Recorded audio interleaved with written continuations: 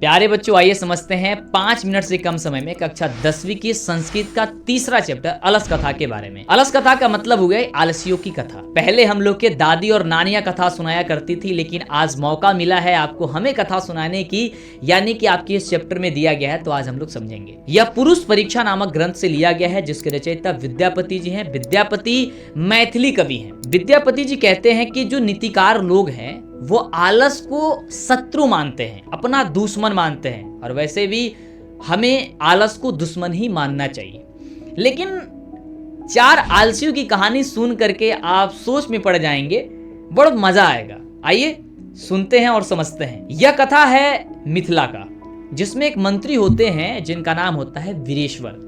वो बड़ा दयानशील होते हैं, हर किसी को ये चाहते हैं कि वो सही से रहे, अच्छे से रहे, उनका मनपसंद का खाना भोजन मिले और अपना जीवन जो अच्छे से व्यतीत करें। उनके मन में ये विचार आता है, यार आलसी जो लोग हैं वो इस तरीके से तो नहीं जीते हैं, तो क्यों ना उन्हें दान दें, जो उनका मन करता वो भोजन कराएं, उनको वस्त्र दें। तो ऐसा करने के लिए उन्होंने विचार किया और ये काम शुरू कर दिए। तो मिथिला में 4 आलसी थे, तो वो जब ये सुने तो चले आए और वहां पे उन लोगों के लिए घर बनाया गया और उनको उनके अनुसार भोजन वस्त्र दिया जाता था। यह बात सुन करके जितने भी लोग थे वो भी आलस का रूप धारण करना शुरू कर दिए कि यार कुछ करना तो है नहीं, केवल आलसी आप बन जाओ और आपको भोजन वस्त्र सब कुछ मिलेगा, तो इससे अच्छी बात क्या है। सब लोग चलने लगे।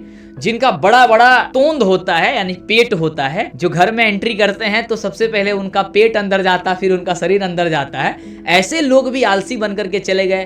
धूर्त लोग जो है ना वो चले गए, काम करना नहीं है, खाना खाना है, मनपसंद वस्त्र भी मिल जाएगा, कपड़ा भी मिल जाएगा, तो इससे अच्छी बात क्या है। अब इससे क्या हुआ कि जितने भी लोग थे वो सभी लोग वहां जाने लगे, सब लोग आलसी ही बनना शुरू हो गए। अब यह देख करके जो उनके सहयोगी थे विद्यापति जी, ये मिथिला के मंत्री वीरेश्वर जी के, वो सोच में पड़ गए, यार इतना खर्च, इतना व्यय होने लगा, अब क्या होगा, क्या सच में ये लोग आलसी हैं। तो उन्होंने सोचा यार क्यों नहीं एक बार इन लोग का टेस्ट लेना चाहिए, यानी कि इनकी परीक्षा लेना चाहिए कि सच्ची में ये ऐसा है। हमारे मंत्री जी इतने दयानशील है कि केवल इन लोग की मंद बुद्धि है, ये लोग बुद्धि नहीं है, और ये जान करके समझ करके सब कुछ करा रहे हैं, और इतना खर्च बढ़ते चले जा रहा है जिसका ठिकाना नहीं है। तो इससे बड़ा आलसी तो कोई और नहीं है कि हम लोग मुफ्त में सब कुछ देते चले जाएं। जो लोग कपटी लोग हैं वो भी भोजन ग्रहण कर रहे हैं। तो इन्होंने विचार किया और क्या किया कि जब सब लोग सो रहे थे, जब सभी लोग सो रहे थे, तो क्या किए लोग, विचार किए और उस घर में आग लगा दिए और आग लगा करके हल्ला कर दिए। जब हल्ला किए तो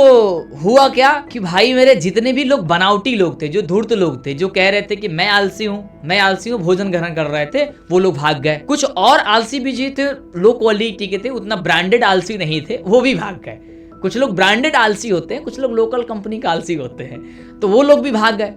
ब्रांडेड आलसी 4 बच गए। अब वो 4 बच गए, सोए हुए हैं, घर में आग लगी हुई है, जल रही है, लेकिन आपस में मुंह ढके हुए, मुंह को भी कपड़े से नहीं हटा रहे हैं और उसी में बात कर रहे हैं। एक कह रहा है, पहला आलसी का ये कथन है, कह रहा है कि भाई ये कैसा हल्ला है।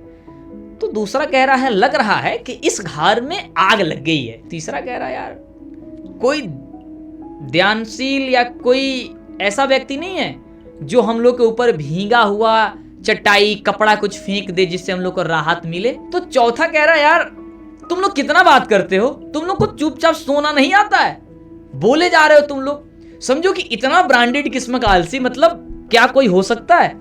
घर में आग लगी है, घर जल रहा है, लेकिन मुंह को भी नहीं ये हटा रहे हैं कपड़े से कि भाई देख ले कि क्या है, भाग जाएं, नहीं। अब ये देख करके जो सहयोगी थे वीरेश्वर मंत्री जी के, वो तो देखे भाई ये तो जल जाएंगे, ये तो मर जाएंगे, अब उनके ऊपर आग गिरने वाली है।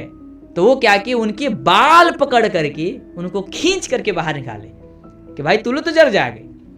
उसी समय वो लोग ये बात कहे कि स्त्री की गति पति होता है और बच्चों की गति माता होती है। यानी कि अगर स्त्री है, उनके पति अगर नहीं है तो समझो कि उनका जीवन व्यर्थ है, वो कुछ नहीं कर पाएंगी। और यदि बच्चा है और उसकी माँ नहीं है तो समझो कि वो कुछ नहीं कर सकता है जीवन में, जो उन्हें चाहिए वो कभी भी नहीं मिल सकता है। और वो कहे कि इसके बाद जो आलसी लोग हैं, अगर कोई दयावान व्यक्ति नहीं है, करुणा वाले व्यक्ति कोई नहीं है, तो समझो कि इनकी गति है ही नहीं, ये तो ऐसे ही मर जाएंगे। तब ये बात वीरेश्वर जी को पता चला तो उनको इच्छा से ज्यादा उन्होंने दान दिया उन्हें कपड़े दिए और ये 4 आलसी जो थे वो इस प्रकार के आलसी थे।